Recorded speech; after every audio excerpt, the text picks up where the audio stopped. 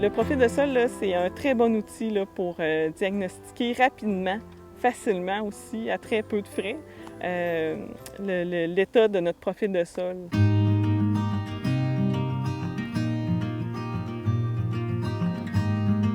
C'est ça, le profil nous apporte beaucoup d'informations parce que justement, en creusant, on voit l'énergie qu'on met à creuser. On est capable tout de suite, avec une pelletée de terre, de voir la forme des agrégats.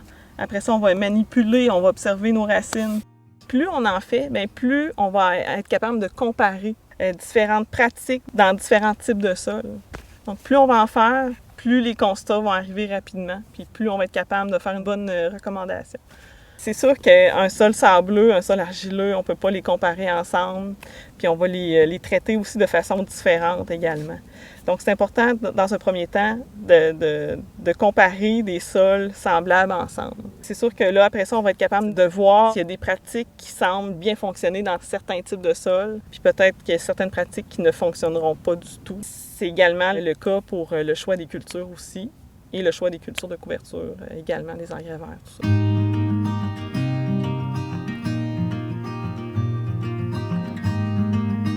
L'horizon de surface, on va l'appeler l'horizon AP parce que là, il est perturbé par les pratiques culturales et les travaux mécaniques, qui va être aussi épierré, roché, puis aussi qui est enrichi de matière organique. Fait que ça, c'est vraiment là. Puis c'est un horizon qui est quand même très important parce que c'est là que la majorité des racines là, vont être aussi.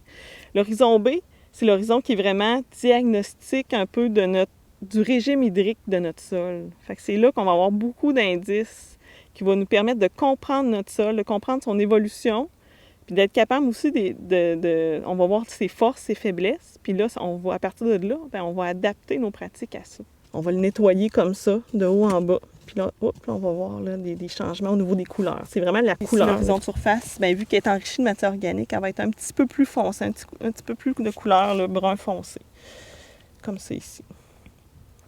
Tandis que l'horizon B, ici, dans ce cas-ci, on est dans un glissol, donc on est plus dans des couleurs de teinte de gris. Dans un sol là, qui est plus réduit, le fer est plus réduit ici. Le pourquoi de sa couleur grise avec des marbrures un peu rouillées. On peut vraiment dire qu'on est dans l'horizon B. Cet horizon-là, bien, justement, à cause de sa couleur, bien, on a beaucoup d'indices au niveau du régime hydrique du type de sol qu'on rencontre ici. Nous, on s'est déplacé, on a changé de culture, puis on a aussi changé de type de sol. Donc, on est dans un sol un petit peu plus argileux. C'est des argiles très perméables. Souvent, argile et perméabilité, ça ne va pas nécessairement bien ensemble, mais dans ce cas-ci, oui. C'est un type de sol là, qui est à fort potentiel parce qu'on est dans l'argile bien structurée qui améliore la perméabilité de notre sol. Fait que, regardez, juste à le manipuler un petit peu, là, puis on voit là, les beaux agrégats là, qui se forment. Tantôt, quand on regarde là, pour la qualité d'un agrégat, tu vois ici, j'ai un agrégat un peu plus grossier, mais on voit déjà les agrégats, des petits agrégats se former. On manipule juste un petit peu, juste pour faire ressortir la structure. C'est un agrégat qui est bien développé. Là. Ici, la perméabilité est très bonne. Aujourd'hui, on a creusé des profils de sol. On a regardé un peu la nature de notre sol. On a regardé un peu l'état de la structure, certains indicateurs qui nous permettent de voir si notre sol est dégradé ou non, puis de voir un peu les effets des bonnes pratiques qui sont pratiquées ici sur la ferme, là, sur l'état de notre sol.